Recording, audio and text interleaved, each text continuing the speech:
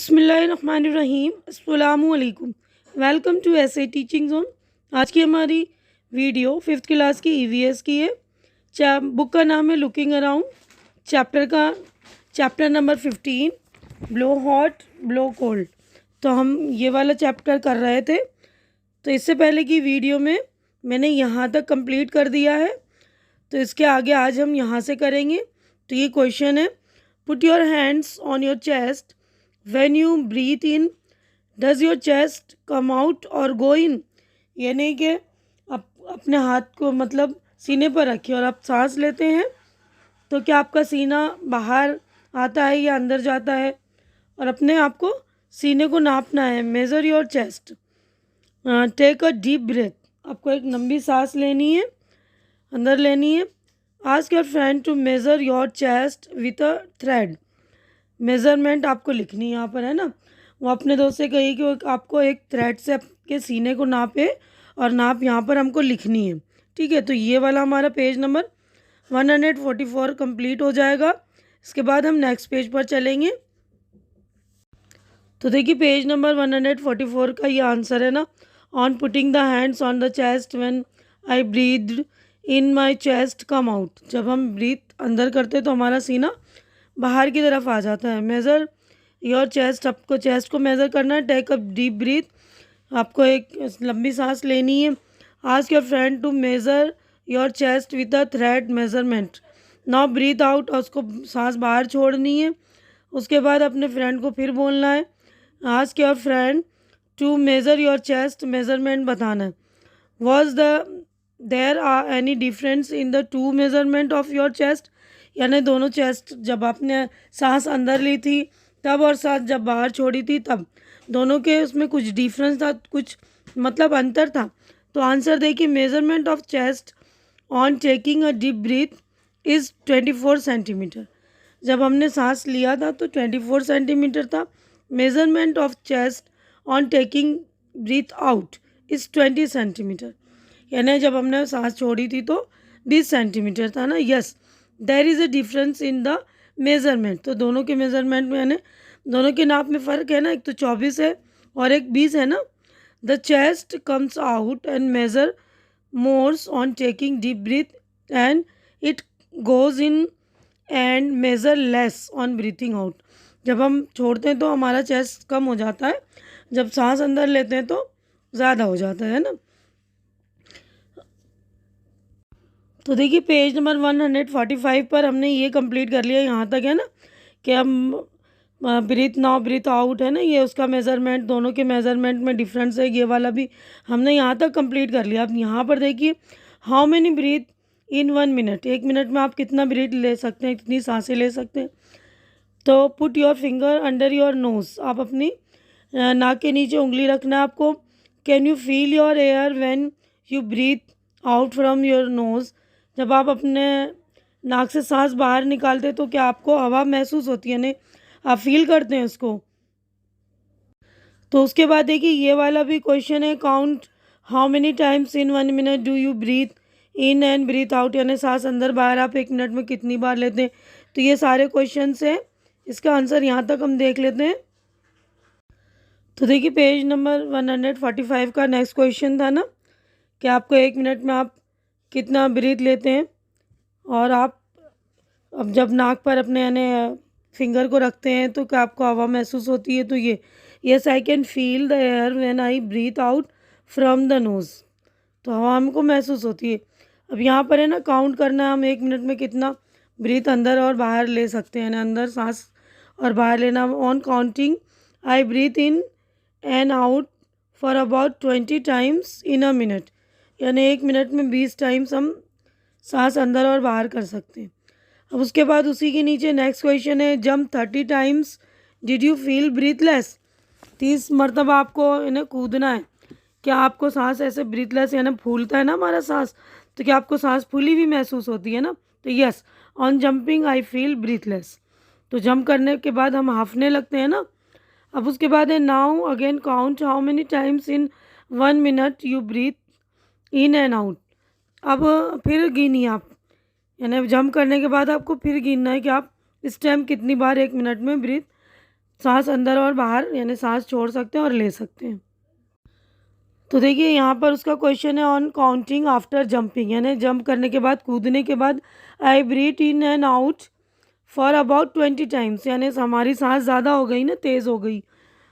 अब उसके बाद नेक्स्ट क्वेश्चन है उसी पेज पर, what was the difference in your count before and after jumping, यानी कूदने से पहले और कूदने के बाद जो है आपकी सांस में क्या फ़र्क है, यानी ब्रीथ करने में। I breathe about 6 time more after jumping, यानी हमने सांस जो है कूदने के बाद 6 मरतबा ज़्यादा ली, क्योंकि हमारी सांस कूदने के बाद तेज़ हो गई थी ना। The difference in the count before and after jumping shows that the breathing rate increases after jumping, यानी ब्रीथिंग जो है हमारी बढ़ जाती है जंप करने के बाद। Note the student should do this activity them self, यानी ये वाली एक्टिविटी आपको करनी है, करके देखनी है।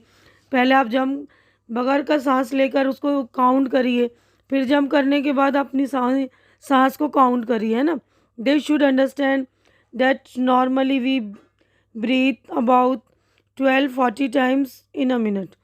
तो आपको मतलब खुद ही महसूस होगा ना कि हम ब्रीथ करते हैं नॉर्मली 12 से 14 टाइम 1 मिनट में, but the breathing rate various in a different individual, यानी हर एक की ब्रीथिंग रेट जो अलग अलग होती, कोई 12 टाइम कर सकता है, कोई 14, कोई 16, कोई 15, है ना, इस तरह होती है सबकी breathing rate.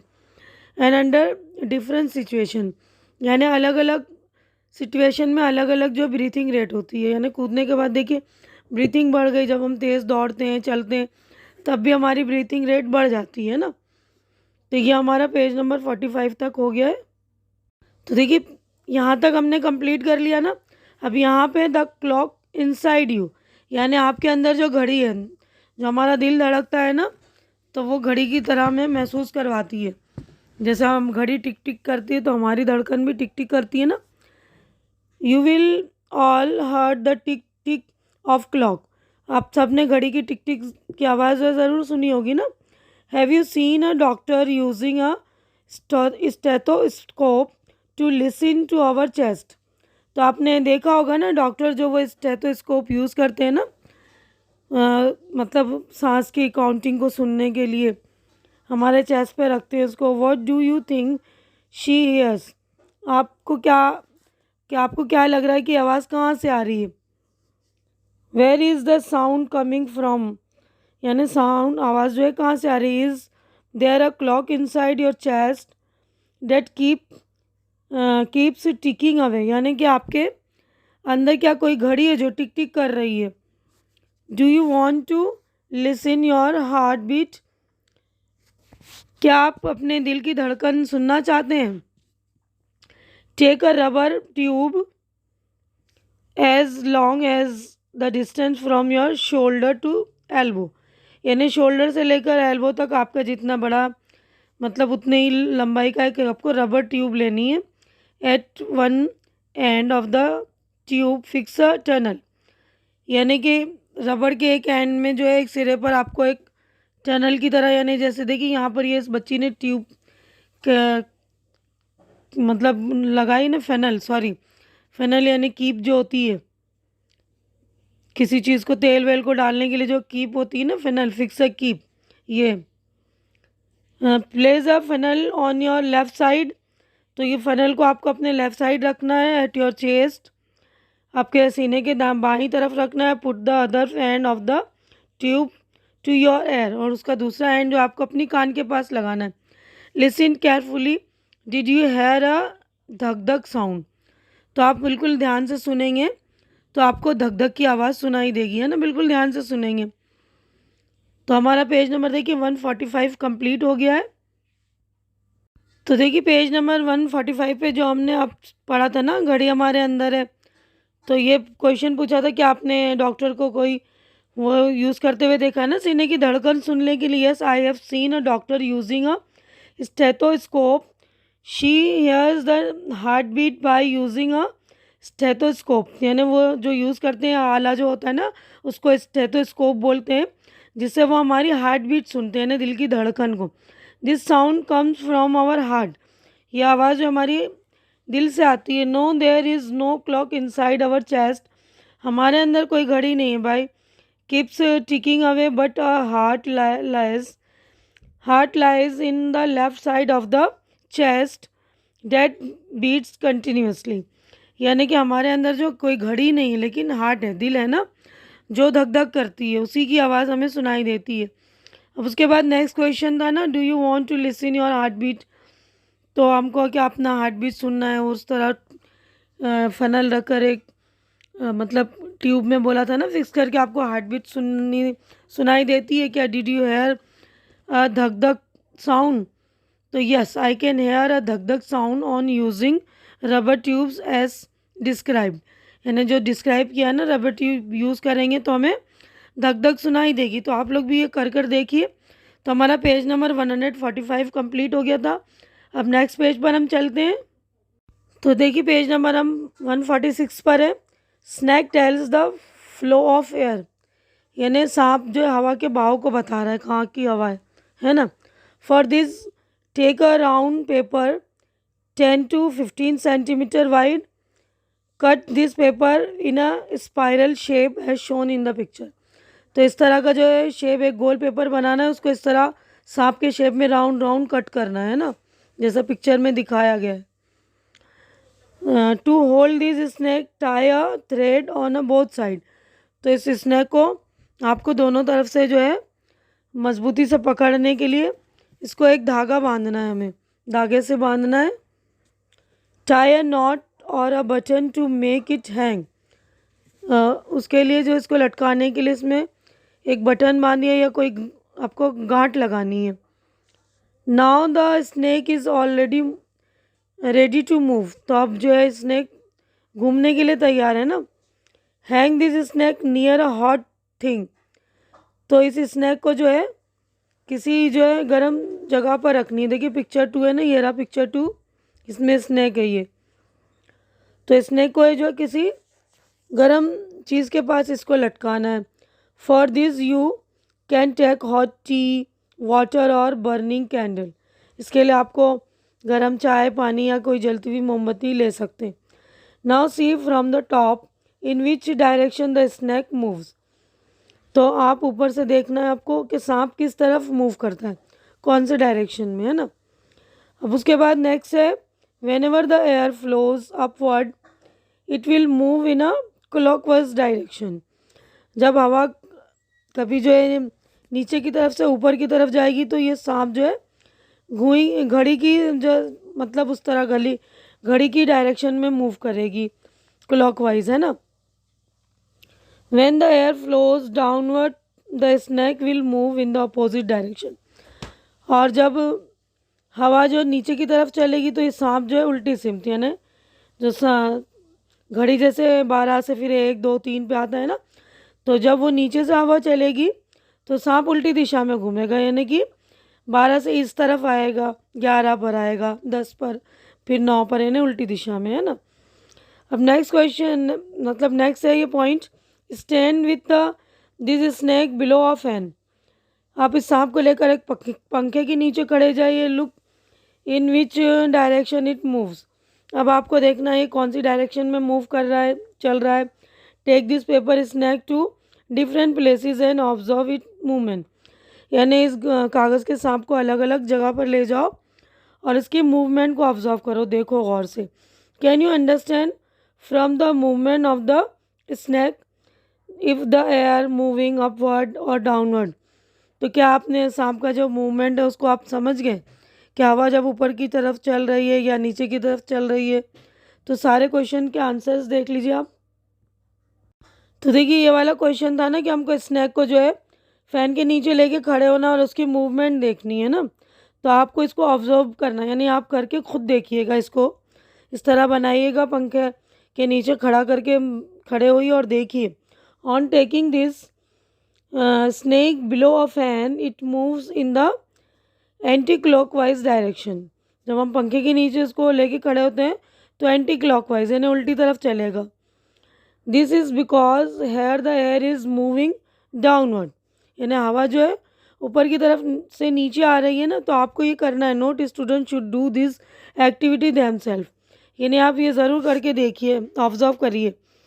Can you understand, उसका मूवमेंट आपने अंडरस्टैंड किया कि अगर उसकी हवा की जो है बहाव ऊपर की तरफ है या नीचे की तरफ है तो किस तरह के डायरेक्शन में वो चलेगी। तो yes, the direction of the air can be easily understood, यानी समझ में आ रहा आसानी से by observing the movement of the snake. Snake के मूवमेंट से जो है हवा का बहाव समझ में आता है ना कि हवा किस तरफ को चल रही है। If the snake moves in the direction of clockwise it shows that the air is moving upwards, यानी कि अगर जो हम हमारे सांप जो हमारा सीधी तरफ चलेगा, जैसे क्लॉक जैसे सीधी तरफ चलता है ना, 12 के बाद 1 बजे की तरफ घूमता है, तो इस तरह अगर घूमेगा तो हवा जो है ऊपर की तरफ से। तो when the snake moves in the opposite direction, यानी एंटी क्लॉकवाइज घूमेगा, यानी 12 से इधर 11 की तरफ आया फिर 10 की तरफ, तो this shows that the air is moving downwards. तो यानी इसका मतलब है कि हवा जो है नीचे की तरफ से है। तो ये वाले दोनों क्वेश्चन हो गए ना। तो देखिए हमने यहाँ तक कंप्लीट कर लिया। उसके बाद है व्हाट वी हैव लर्नड, यानी हमने क्या सीखा। While playing Amit hit a wall, मतलब अमित खेलते हुए एक दीवार से टकरा गया। हिज फॉरहेड वॉज स्वेलन, उसका जो है पेशानी यानी सामने का फॉरहेड जो है सूज गया। दीदी immediately folded a scarf 4 and 5 times, blew on it and kept it on Amit's forehead. Why do you think दीदी did this? तो इसकी पेशानी जो है सूज गई ना, तो दीदी ने क्या किया, फ़ौरन ही अपने दुपट्टे को 4-5 बार फोल्ड किया, उस पर मुंह से फूंक मारा, फिर उसे अमित की पेशानी पर रखा। तो आप क्या सोचते हैं, इस तरह दीदी ने ऐसा क्यों किया होगा ना। यही वाला हमने शुरू में पढ़ा था ना, ब्लो हॉट ब्लो कोल्ड, है ना। तो उसके बाद नेक्स्ट है we blow the cool hot things as well as to warm them, give example of each, यानी हमने फूक का इस्तेमाल चीज़ों को ठंडा करने के लिए भी और गर्म करने के लिए भी इस्तेमाल करते हैं। ये देखा ना हमने इस वाले चैप्टर में। तो इसका आपको एग्जाम्पल देना है, तो दोनों का आंसर देख लीजिए आप। तो देखिए ये वाला था ना कि दीदी ने उसकी पेशानी जो फॉरहेड सूज गया था, तो उसने अपने दुपट्टे से फूंक मार के उसको लगाया था। तो ये देखिए इसका आंसर है after eating on wall Amit forehead would have swollen and become hotter. Didi folded a scarf blew on it and kept it on Amit's forehead because she might have learned this from her elders, but it is wrong practice। मतलब उसने जो अपने किसी बड़ों को करते हुए ऐसा देखा होगा ना, तो ये कह रहे कि रॉन्ग प्रैक्टिस है ये। Actually it does not cure the pain, इससे क्योर नहीं होता पेन का, इन्हें दर्द में कुछ कमी नहीं आती, but on blowing the scarf becomes a little warmer and gives some relief to the pain and swelling. यानी हवा लेने से जो है, उसने स्कार्फ में हवा लेकर उसको निशानी पर लगाया हुआ, उससे क्या होगा, कुछ देर के लिए रिलीफ मिल जाता है पेन में और थोड़ा स्वेलिंग में, ठीक है ना। लेकिन डॉक्टर को दिखाना चाहिए ना, इस तरह खाली वो करने से मतलब इलाज नहीं होगा। तो अब उसके बाद नेक्स्ट क्वेश्चन था ना, उसका एग्जांपल देना है कि चीज़ को हम ब्लो करके ठंडा भी करते हैं गर्म भी करते हैं। तो example when we blow the cold hot things, a cup of tea, चाय पीते तो हम फूंक मार के पीते हैं, any hot food etcetera. For example when blow to warm a cold things on hands in the winters, यानी हाथों को हम गर्म करने के लिए सर्दियों में। तो देखिए हमने यहाँ तक ये वाला भी कर लिया, तो हमारा ये जो है चैप्टर कंप्लीट हो चुका है। तो हमारा ये पेज नंबर 146 भी कंप्लीट हो गया, पूरा चैप्टर भी कंप्लीट हो गया। उम्मीद है कि जो कुछ मैंने आप लोगों को एक्सप्लेन किया है अच्छी तरह से आपके समझ में आ गया होगा, और मेरी वीडियो भी आप लोगों को अच्छी लग रही होगी। अच्छी लग रही तो इसे लाइक कीजिए, ज़्यादा से ज़्यादा शेयर कीजिए, ताकि जो भी आपके नीडी फ्रेंड्स हैं उनकी ज़रूरत पूरी हो सके। और मेरे चैनल को आप लोग सब्सक्राइब करके मुझे भी इनकरेज कीजिए, मेरी हिम्मत बढ़ाइए। हमारी अगली मुलाकात इंशाल्लाह नेक्स्ट चैप्टर में होगी। तब तक के लिए आप लोग अपना ख्याल रखिए, मुझे दुआओं में याद रखिए। अल्लाह हाफिज़।